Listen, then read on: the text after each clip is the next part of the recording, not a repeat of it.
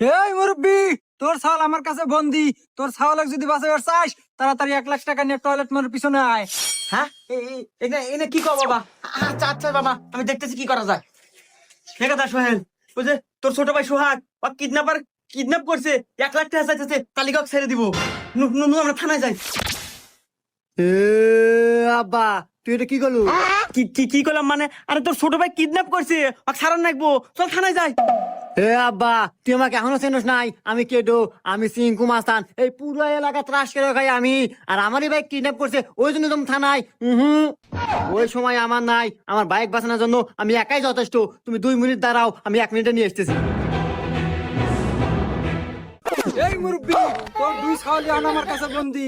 যদি 2 ছাওয়ালক বাঁচাবার চাস, তাড়াতাড়ি 2 লাখ টাকা নিয়ে আয়। হেই বালের ছাওয়াল পাল, দুইটার একটাও নেকবে না আমার। গজব বেজতি।